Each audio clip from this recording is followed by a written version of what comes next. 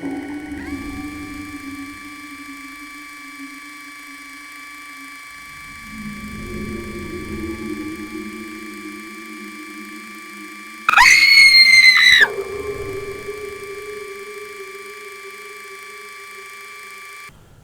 lovelies. As an independent game designer, it's important to keep abreast of developments in the industry. And you know, years back that meant the indie scene, the story gaming scene. And there were several darlings that you were supposed to like. Apocalypse World, for example. Fiasco is another one. And you know, you're supposed to be all for things like combat wheelchairs and so on. Yeah, eat our shit. We put representation sprinkles on it. Don't you feel represented, you ungrateful cripple? No.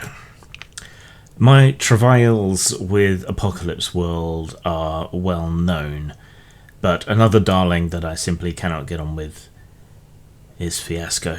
How is it by thought? How is it by word? How is it by deed? And how is it by action? Apocalypse World can at least be mutilated into some sort of playable game by stripping it back and making it something more conventional. But Fiasco? Is it a role-playing game? That's the community in which it's popular. It uses some of the terminology of role-playing games, even if it's to point out that it's different. You know, it points out that there's no games master, but it still seems to understand where its bread is buttered, and that's the role-playing community. But you don't really play a role, you know, and that's behind my issues with Apocalypse World. That you don't really play your character, you don't inhabit your character, you don't immerse yourself in your character. So in this, even more so than Apocalypse World, really, you are part of a writer's room. So you're that one kind of same step removed from the character and the situation. So there's no real immersion. So you don't play a role. So it's not a role game. You don't really play either. It's as if someone designed a pastime that looked at all the boring bits that aren't actually playing a game and then made those boring bits into the game. It's not really a game either, so there's no winners or losers.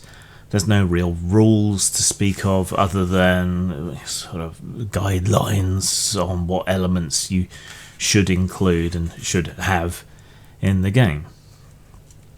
How do you quote unquote play? In this version, Fiasco Classic, you use a whole bunch of six-sided dice, some white, some black. Other colours are available if you want to. And you use them as sort of bean counting tokens and to generate specifics from a playbook. Playbooks describe a broad situation of sorts. Life in the suburbs, the American suburbs, life in a remote Arctic station, and so on, and you use the dice to assign relationships between the various players, typically with the people on your right and left, your needs that drive your character, locations where action might take place, and objects that might be involved in the action, and then you just kind of start improvising, which is a bit of a hurdle for a lot of people, I think, and really suggests that this isn't a role-playing game at all, for all the reasons I've already mentioned, but it's a more formalised version of an improv troupe in a lot of ways. Yeah, give us your random prompts and we'll try and make something out of it, I suppose.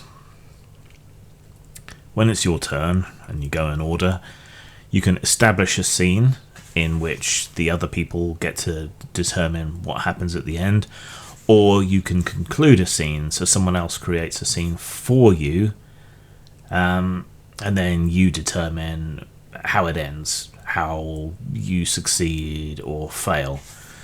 The game is divided into 2 acts.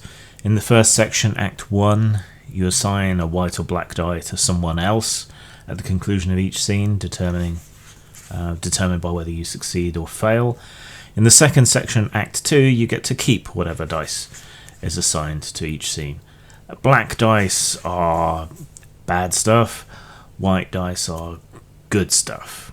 At the end of Act 1, there's a thing called a tilt that just kind of mixes everything up, stirs the pot, and 2 complications, or more perhaps, are added into the existing setup. At the end of Act 2, you determine the final outcome, and then you narrate the aftermath for your character, depending how many dice you've got and what the end result of the white and black dice is. So far, so good, right? Pretty simple, somewhat comprehensible when put in that way. Except no.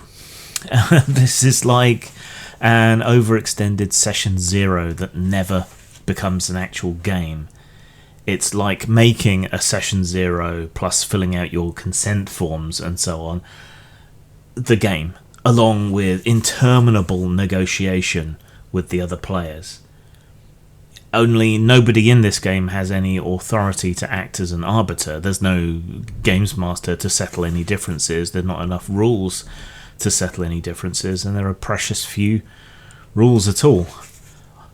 I have tried, Lordy Lou, I have tried to watch actual plays of this, and they send me right to sleep. The longest I've managed to last is half an hour, and the game hadn't even started by that point. And this is more dull than normal actual plays of games, because there's not really any stakes, there's not really any risk or chance, because it's all done in negotiation with the other players. It's the RPG equivalent of literary fiction, where nothing happens throughout the book, or if it's a literary type film, nothing happens for 2 hours, and then it ends, or rather stops, which is probably better phrasing, because you don't really end up with a satisfying end, and it doesn't even conform to a standard 3-act structure or a 4-act structure. So, you know, this is a problem for me. I hate this as a game. That's negative, man. It isn't a game. It's dull. It's so dull and pointless. And I suspect anyone having fun with it is either lying to themselves or to us. I think this is the role-playing game equivalent of sitting in a coffee shop, not actually reading something by Camus, right? Trying to look intellectual and pretentious, but in a good way. This is the RPG equivalent of that, I think. It's not completely rubbish, though. It's just rubbish for its intended purpose. Using it as a writing prompt, a plotting exercise, and playing alone, I know we've been talking about solo play a lot recently, that seems much more worthwhile. That gets rid of all the messy, interminable negotiation. And while the story that you end up with is still going to be shit and isn't going to have a proper ending, it's going to be better than anything done in multiplayer with this. It's a good writing exercise, but you're not going to end up with anything good enough for publication. There's a boxed edition now, where everything is made on pre-made cards. It was kickstarted about 3 years ago, I think. That might be more convenient, but it's a lot less versatile. And the main point of doing the card edition seems to be to try to tap into that Cards Against Humanity market, to fleece you with expansion packs at £14 a pop. The main set's about 28 quid, I think.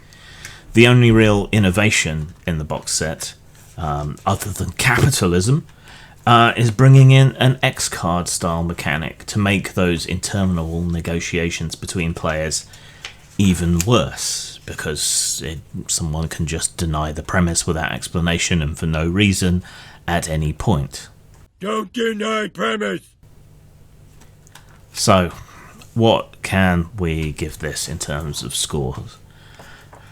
Style, 2. There is a consistent graphic design but much of the text doesn't really fit into that graphic design, and there's an awful lot of wasted space. Substance 1.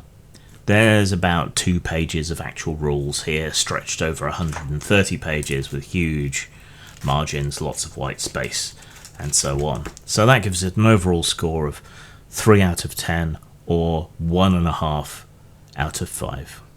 It's not brilliant, it's rubbish. Everybody knows that. Rubbish.